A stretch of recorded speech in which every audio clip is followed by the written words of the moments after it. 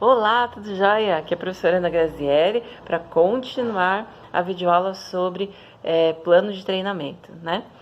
Bom, na outra videoaula a gente falou sobre... começou a desenvolver, né, o plano de treinamento, falando aí sobre a necessidade da preparação do instrutor, né? De se preparar, estudar para desempenhar o conteúdo, mas também de questões práticas sobre como que a gente monta esse plano. Então, a reserva de data, local, horário, a questão dos objetivos, o conteúdo que tem que ser abordado e também os recursos audiovisuais. Nesse vídeo aqui a gente vai parar para refletir um pouco mais sobre a questão da metodologia, né, da didática que a gente usa para expor esses conteúdos no treinamento e sobre a questão da avaliação, que é muito importante para mensurar o resultado que o treinamento ou a capacitação ou a aula tiveram nos indivíduos que participaram, beleza? Então, falando aí sobre a questão das metodologias, né?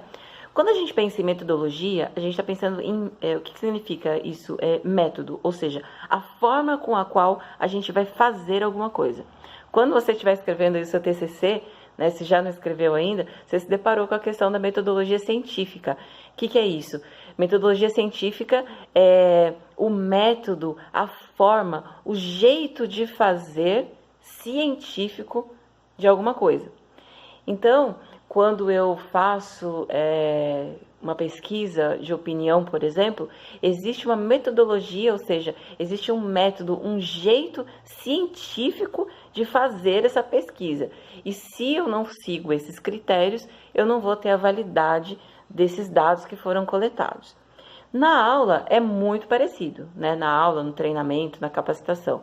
Deve existir aí a definição da metodologia que vai ser utilizada, pensando que se eu uso a metodologia, o método, a forma com a qual eu realizar o treinamento não for adequada, o resultado não será o desejado também. Então, é muito importante que a gente reflita sobre essas questões. Quando a gente fala de metodologia, a gente não está falando só sobre os recursos audiovisuais que serão utilizados, mas a forma com a qual o conteúdo será conduzido. Eu posso conduzir esse conteúdo de diversas formas. Eu posso usar, por exemplo, uma aula expositiva, que é o que geralmente a gente usa na universidade. O professor fica lá na frente falando, né, expondo, né, aquilo que é o conteúdo. A gente pode usar também isso que nós estamos fazendo agora nesse período aí da pandemia do Covid, né, do coronavírus, aliás, que são os estudos dirigidos. Então, o professor, o instrutor, ele direciona aquilo que o aluno precisa fazer, ele dá um suporte, né, e direciona aquilo que o aluno precisa fazer em termos de leituras que devem ser feitas, tarefas que devem ser realizadas. Existe também a possibilidade de fazer algum tipo de interação com o indivíduo, ou seja, aproximar um pouco mais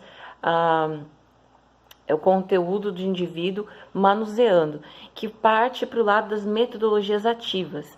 Então, o que são as metodologias ativas? São aquelas nos quais o professor, o instrutor, né, do treinamento, ele deixa de ser a figura central para a figura central ser o aluno, o treinando, o participante da capacitação. Então, tudo está focado na ação do aluno, do treinando. Como que a gente faz isso? A gente faz, por exemplo, utilizando estudos de caso, dinâmicas de grupo, jogos, discussões, debates. Então, são metodologias, são formas, né, de conduzir o conteúdo que estão mais focadas na atuação do participante do treinamento, né, do aluno, do que na presença do professor. Aí, nesse sentido, o professor ele vai mais como condutor do negócio, mas não a figura central e principal aquela figura da qual depende tudo para que o conhecimento ele seja transferido. E isso é bastante bacana, importante, né, da gente falar, porque muitas vezes as pessoas acreditam que, como eu brinquei no vídeo anterior, o professor é o ser iluminado que tem todo o conhecimento do mundo. E não é, né? O conhecimento ele é muito maior, né, do que a gente pensa e não cabe em uma pessoa só. Então, todos nós temos a possibilidade e a oportunidade, deveríamos ter, né, a oportunidade de expressar aquilo que a gente sabe. E a gente sabe, né? Muitas vezes colocam em dúvida as nossas capacidades, mas a gente sabe, né? E ao mesmo tempo, a gente também tem muito para aprender ainda, todos nós, né? Então, pensar nesses recursos de metodologias ativas é uma forma também é uma metodologia também que você pode usar para o seu treinamento. Inclusive, existem ferramentas digitais que auxiliam, né, esse processo. Existem aí os formulários online, né, as ferramentas de jogos, algumas eu até já apliquei na UFMS, a gente já usou o Kahoot, que é uma ferramenta de metodologia ativa. A gente já usou, que mais? A gente já, bom, tem aquelas tradicionais, né? Os estudos de casos, as discussões, os debates, né?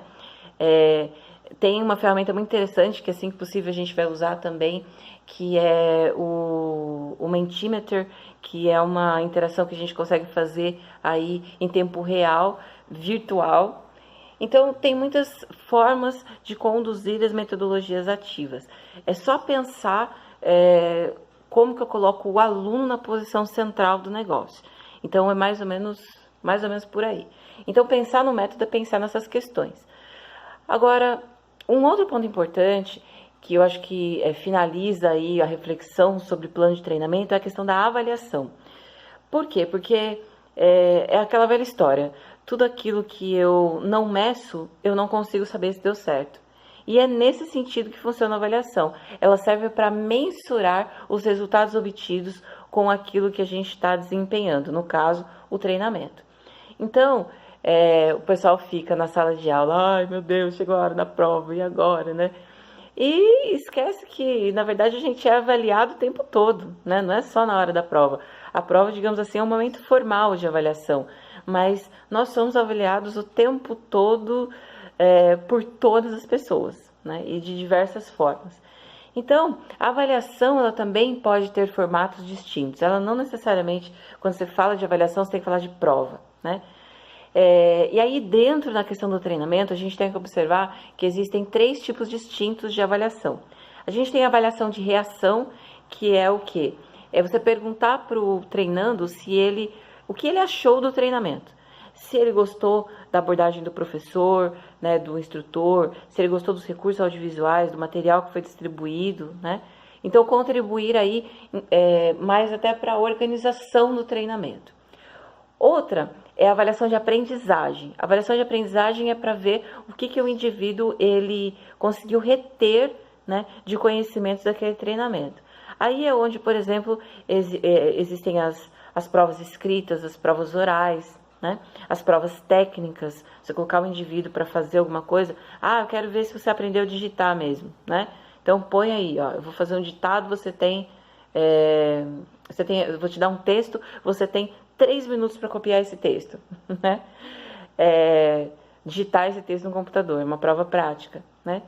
E ainda existem as avaliações de resultados de treinamento, e aí essas avaliações elas são feitas fora da sala de aula. Elas são feitas no momento da avaliação de desempenho do empregado. É quando eu vou tentar medir, ou eu tenho que medir, qual foi o resultado do treinamento para o desempenho dele. Ele melhorou o desempenho? Ele piorou o desempenho? Manteve-se o mesmo desempenho? Então, essas reflexões são as reflexões relacionadas à avaliação de treinamento. Então, é preciso que a gente pense dessas 3 formas. Como que eu vou avaliar a reação dele, ou seja, se ele gostou ou não da experiência do treinamento, se ele aprendeu os conteúdos que foram passados, e aí eu vou pensar nos tipos distintos de provas, entre aspas, né, que a gente pode executar, provas escritas, orais, provas práticas, provas individuais, provas em grupo, né? Quando eu falo prova, olha, não é que é prova, né? Mas assim, a avaliação, momentos avaliativos. E as avaliações de resultado, que são feitas posteriormente, fora da sala de aula, mas que também revelam, mostram aquilo que foi o resultado do treinamento. dessas avaliações a gente consegue tirar aí a compreensão de quão positivo foi o nosso esforço de treinar as pessoas. Então é muito importante que a gente feche o processo todo dessa forma, beleza? Bom, eu espero de novo, né, que isso tenha te ajudado a entender melhor o processo do planejamento, né, do treinamento, como que deve se executar um treinamento. Percebido que não é uma coisa fácil, simples de definir, e aí também aí passe a ter uma análise crítica em cima daquilo, das experiências que você vive, né? Talvez depois de ouvir isso que eu falei, você pare aí na hora da aula e fique pensando, na hora que você estiver assistindo sua aula, nossa, professora, isso que ela está fazendo, isso é a metodologia, isso é o conteúdo, o objetivo dela, e assim por diante. Beleza? Então é isso aí. Até a nossa próxima videoaula e bons estudos para você. Tchau, tchau.